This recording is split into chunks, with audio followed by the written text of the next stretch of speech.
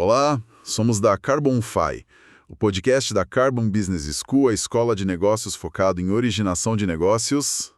Ponto. Fim. É muito bom estar aqui de novo para mais uma análise detalhada. Com certeza. E hoje a gente tem um mergulho profundo num dossiê que, olha, tá dominando os terminais financeiros e acendendo luzes de alerta em todos os comitês de crédito global.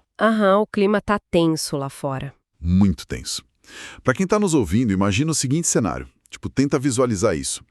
A lei te obriga a reformar a sua casa inteira. Certo. Você precisa quebrar todas as paredes, trocar a fiação toda e substituir absolutamente todos os seus eletrodomésticos, por versões que sejam 100% sustentáveis. Nossa, um pesadelo logístico. E financeiro, né? Porque tudo isso sob ameaça de multas diárias gigantescas se você não fizer.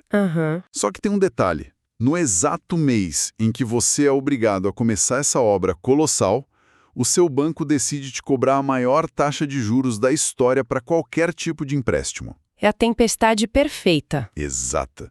É uma armadilha perfeita, não acha? A conta não fecha. Pois bem, para quem acompanha a gente, isso não é uma analogia qualquer. Essa é exatamente a armadilha em que a indústria europeia se encontra neste exato momento. E é por isso que a nossa missão nessa análise de hoje é tão crítica. Sim, o motivo de estarmos mergulhando nesse dossiê hoje é puramente prático, né? Se quem nos ouve está estruturando negócios na Faria Lima hoje e não está precificando esse pânico do Banco Central Europeu nas emissões de carbono... Tá deixando dinheiro na mesa. Muito dinheiro. Milhões de reais na mesa. Pois é.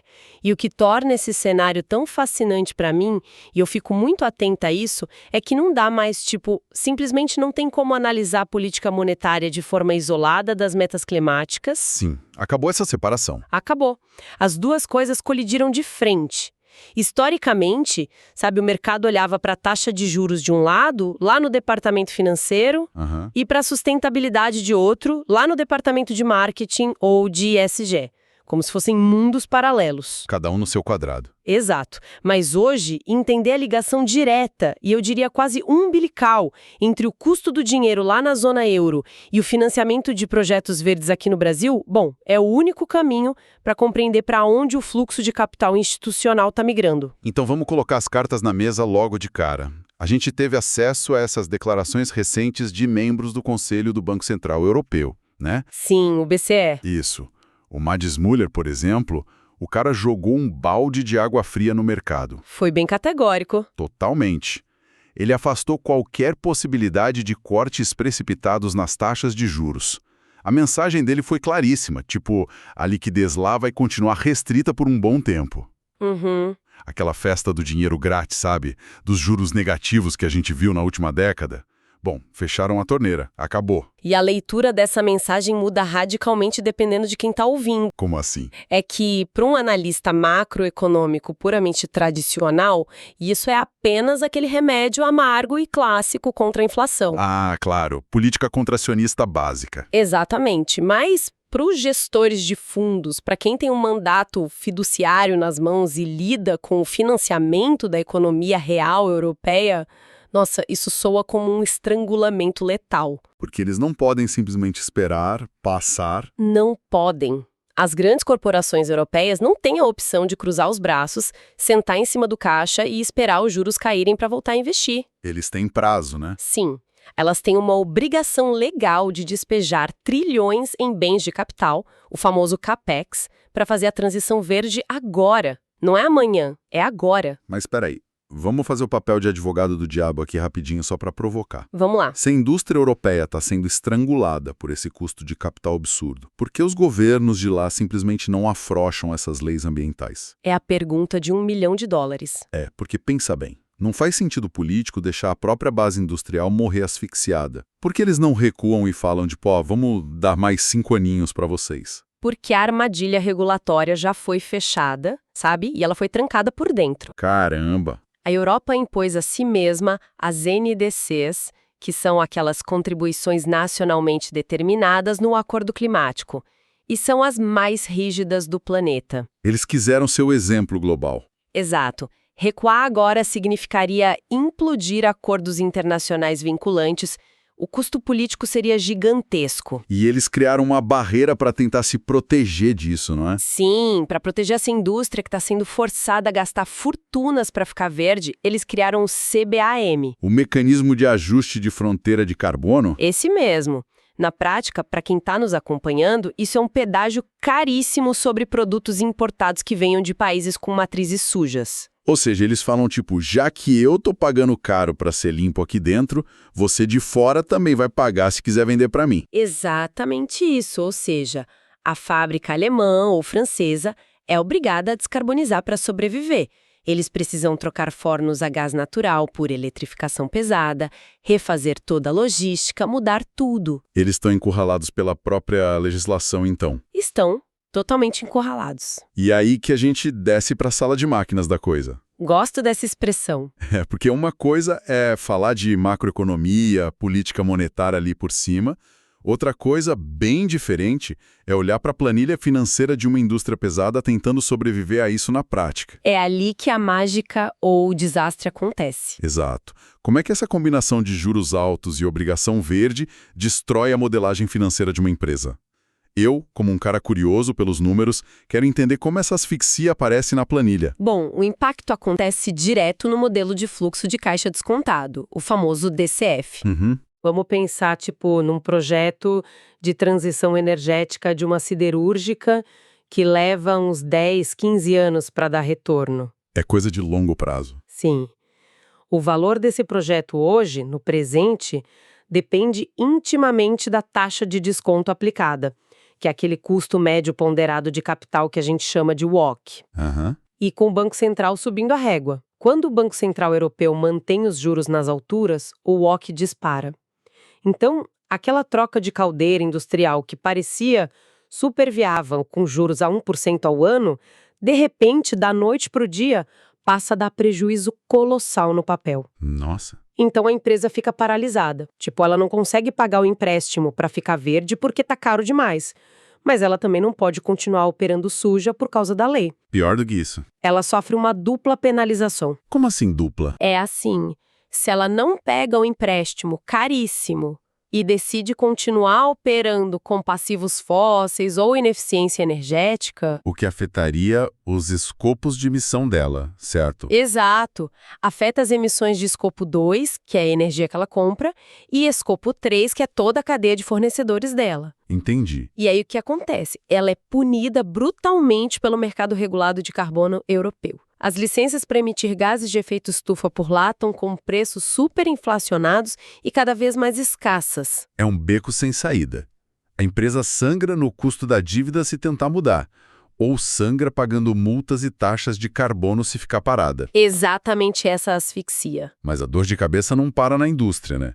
Porque o banco que financia essa indústria também está na mira do Banco Central Europeu. Ah, sem dúvida.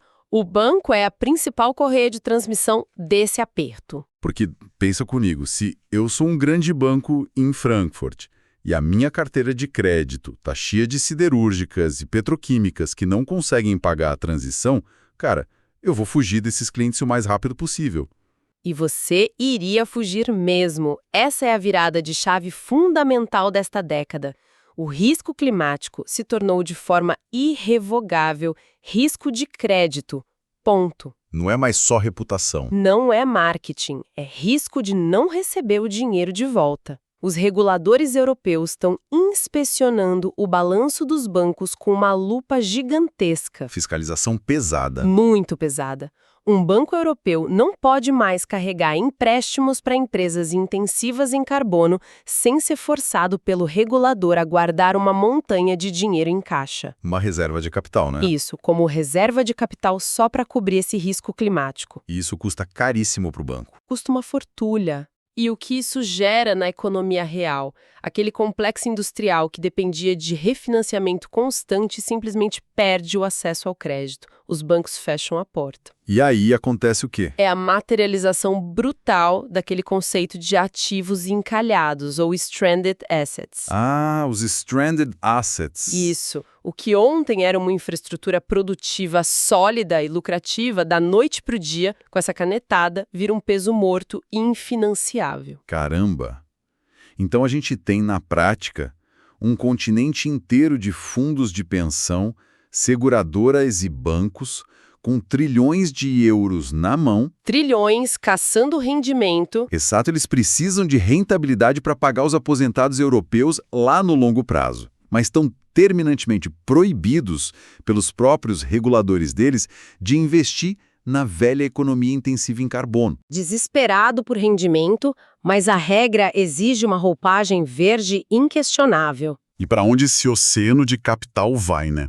É aqui, exatamente aqui, que a asfixia deles vira o maior trunfo da história do mercado brasileiro. É a grande janela de oportunidade. A mecânica disso é o que a gente chama de arbitragem de viabilidade. Explica um pouco mais como isso funciona na prática. Claro. O aperto monetário lá na Europa está atuando como o maior catalisador de liquidez para mercados que conseguem oferecer duas coisas simultaneamente para eles: Que seriam? taxas de retorno altas e descarbonização estrutural. O Brasil oferece uma solução que a Europa é literalmente incapaz de construir internamente sob esse cenário de capital caro que a gente acabou de descrever. Faz todo sentido. Nós temos portfólios gigantescos aqui, né? Exato. Nós temos projetos de infraestrutura, bioenergia e o nosso agronegócio que integram o yield. O rendimento gordo de mercado emergente que eles precisam. Isso, o rendimento que o europeu precisa para fechar a conta dele, mas já apoiados em uma matriz energética que é majoritariamente limpa. Eu gosto de pensar nisso usando uma analogia bem simples. É como se os grandes fundos europeus fossem consumidores obrigados por lei a comprar apenas comida orgânica certificada, sabe? Boa analogia. Só que o supermercado local deles, que seria a própria Europa, multiplicou os preços por 4 por causa dos juros e o dinheiro deles simplesmente não dá mais para comprar lá. Ficaram sem poder de compra na própria casa. Exato. E aí, de repente, eles olham pela janela e veem o Brasil como se fosse uma gigantesca feira de produtores orgânicos, com produtos em abundância e preços acessíveis que dão o retorno que eles querem. Perfeito. Mas tem um detalhe crucial nessa sua analogia da feira. Qual? Eles precisam ter certeza absoluta de que o selo de orgânico não é falso. O famoso greenwashing, né? Exatamente. A questão da garantia é o que realmente destravou esse fluxo de capital para cá. E não é só a vantagem natural do sol brilhando e do vento batendo no litoral brasileiro. Não é só a natureza ajudando. Não.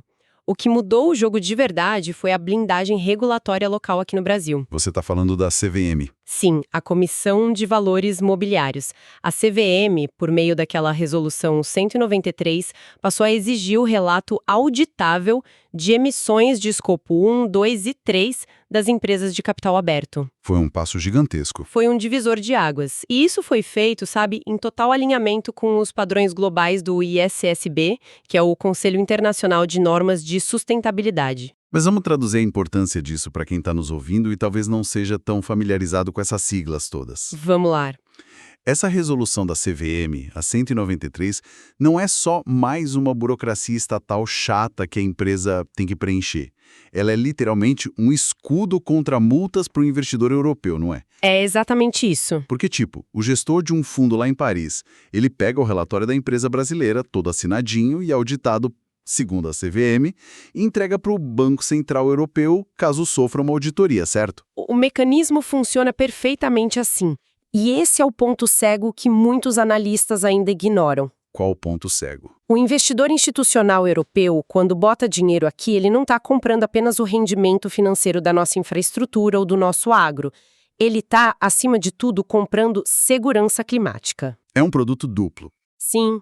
Essa rastreabilidade toda que a CVM exige agora dá a ele o conforto regulatório absoluto que ele precisa para não ser penalizado lá na Europa. É a prova documental perante o regulador dele de que aquele bilhão de euros não está financiando o risco de transição climática, e sim uma mitigação ativa. Exato. É o álibi perfeito dele. Ok. Então a gente entendeu bem a dor europeia e o porquê o Brasil é o remédio perfeito. Mas como essa transferência de riqueza realmente acontece no dia a dia? É aí que entra a inteligência da Faria Lima. Porque, convenhamos, um fundo de pensão lá da Alemanha não abre o aplicativo do banco e faz um Pix para uma usina no interior de São Paulo, né? Ah, com certeza não. Quem dera fosse tão simples assim. Como é que os estruturadores aqui no Brasil estão montando essas tubulações financeiras para capturar essa enxurrada de euros. Olha, a engenharia financeira desenhada pelos estruturadores aqui atingiu um nível de sofisticação que é formidável.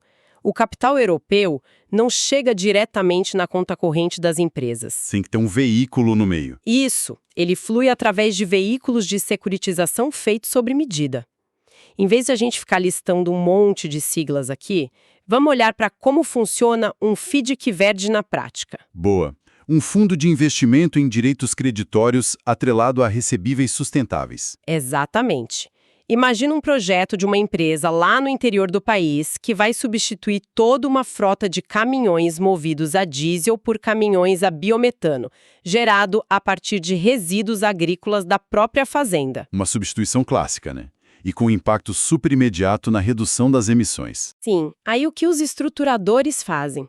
Eles pegam o fluxo financeiro futuro gerado por essa economia do projeto de biometano, empacotam tudo isso dentro de um FDIC e oferecem as cotas desse fundo especificamente para o investidor europeu. O europeu olha e fala, opa, isso me interessa. Exato, o europeu injeta o capital. E como esse projeto é estritamente verde e altamente auditável, o risco climático para o fundo europeu simplesmente despenca. E essa redução de risco vira dinheiro. Vira. Essa redução dramática de risco se traduz no que o mercado batizou de Greenium. O famoso prêmio verde. E olha, acho bom a gente desmistificar isso aqui para nossa audiência. Com certeza, rola muita confusão com isso. Demais. O Greenium não é tipo um bônus ou um presente de caridade que o europeu dá, só porque a empresa brasileira é boazinha com a natureza. Longe disso. É matemática de risco pura e simples. Exato. O investidor cobra uma taxa de juros menor no financiamento porque o risco dele tomar uma multa gigantesca do regulador lá na casa dele ou do projeto sofrer taxações climáticas no futuro é drasticamente menor. Ele repassa o desconto do próprio risco para cá. O verde, na verdade, atua como um redutor de risco pesado no balanço de quem empresta. É um hedge. É. A precificação do risco é a essência real do Greenium. Com isso, a empresa nacional consegue captar uma dívida mais barata e injeta esse dinheiro diretamente na economia real, produtiva aqui do Brasil. O que viabiliza um monte de coisas, né? Viabiliza a agricultura regenerativa em larga escala, a eletrificação da logística de ponta a ponta no país, mas tem um componente final dessa engenharia toda que fecha o ciclo de uma maneira que eu acho brilhante. E qual é? A geração de créditos de carbono de altíssima integridade que são focados em mitigação real no escopo 3 da cadeia de valor. Ah, isso é muito interessante. E o que acontece com esses créditos gerados por aquele projeto do FDIC de biometano que a gente acabou de usar de exemplo? Eles criam basicamente uma nova classe de commodities descarbonizadas. E quem compra isso? Corporações globais compram esses créditos gerados aqui no Brasil e os utilizam como um hedge climático, como uma proteção regulatória. E como isso afeta aquela taxa de importação que você mencionou lá no começo, o CBAM? Afeta diretamente. Quando uma empresa europeia importa produtos da cadeia produtiva brasileira, que foi financiada por esse nosso FID verde, essa mercadoria já chega lá no porto deles com uma pegada de carbono quase neutra. Caramba! E qual é o resultado na prática? O produto simplesmente escapa daquela pesada tarifa de fronteira do CBAM. Todo mundo ganha. Todo mundo ganha. A indústria brasileira mantém e até aumenta a sua competitividade global, enquanto o capital europeu acha o rendimento seguro que ele tanto precisava. Cara, eu fiquei abismado quando estudei isso. Isso é de explodir a cabeça se a gente parar para pensar o nível de sofisticação que a gente alcançou. É outro patamar. Nós deixamos de ser apenas o país que exporta soja in natura ou minério de ferro bruto, sabe? Exportando só commodity básica. Exato. A Faria Lima e o nosso setor produtivo agora estão exportando mitigação de risco regulatório embalada em títulos de dívida. É a melhor definição. O mercado brasileiro está capturando um spread gigantesco apenas resolvendo a dor de cabeça do Banco Central lá em Frankfurt. É genial. É a maior oportunidade de atração de liquidez da nossa história. Mas aí entra a grande dúvida, né? O grande se da nossa conversa de hoje.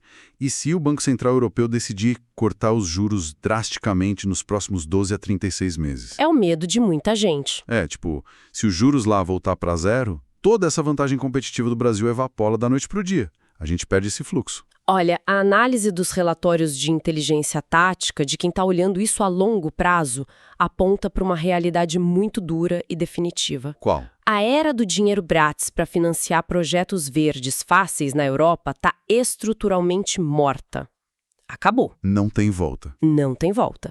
Mesmo que haja cortes pontuais nas taxas de juros lá, o prêmio de risco associado à ineficiência climática vai continuar subindo devido ao aperto regulatório que é contínuo e progressivo. Não haverá um retorno àquele cenário tranquilo de 2019. Ou seja, o sarrafo subiu de uma forma que o mercado financeiro simplesmente perdeu a paciência, perdeu a tolerância com projetos que só paravam de pé porque o dinheiro era subsidiado ou porque os juros eram irreais. Exatamente isso. O custo atual do capital revelou a verdade nua e crua das planilhas.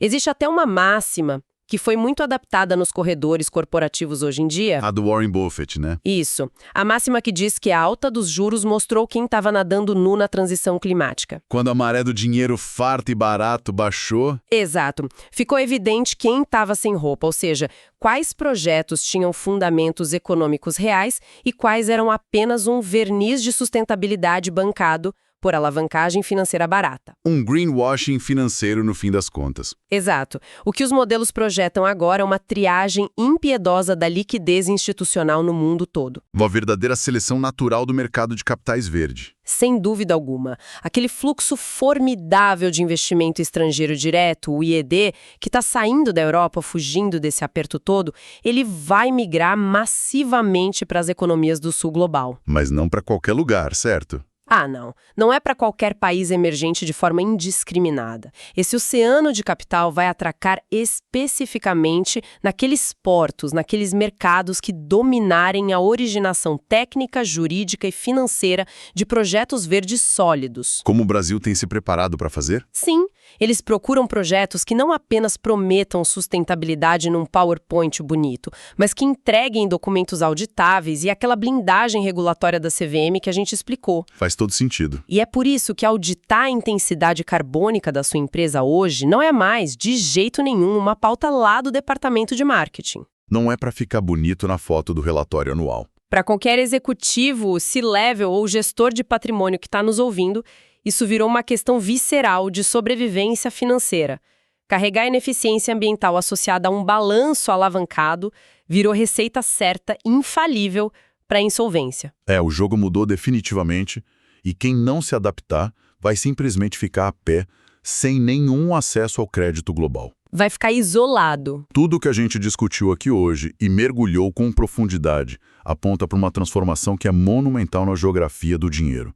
E eu queria encerrar essa nossa análise com um pensamento bem instigante para quem nos ouve. Manda! Uma provocação baseada no que todos esses dados estão gritando na nossa cara. Adoro provocações no final. Se o Brasil mantivesse a disciplina estrutural e regulatória rígida, tipo a da CVM, assumindo de vez esse papel de ditar o preço da liquidez climática global, será que num futuro muito próximo a gente não vai ver um movimento ainda mais radical? Como assim, radical? Será que as próprias indústrias pesadas e tradicionais da Europa não vão começar a transferir fisicamente as suas fábricas, a infraestrutura pesada mesmo, para o território brasileiro? Olha... Apenas para ter acesso direto, sabe, ligar direto na tomada a essa nossa energia barata, 100% verde e inesgotável, fugindo de uma vez por todas da asfixia financeira e regulatória do seu próprio continente.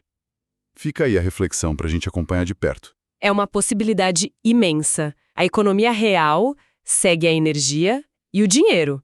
E os dois estão apontando para cá agora. Exatamente. Bom, chegamos ao fim do nosso mergulho de hoje e para mais conteúdo sobre o mercado de crédito de carbono, siga a CarbonFi para se manter sempre atualizado.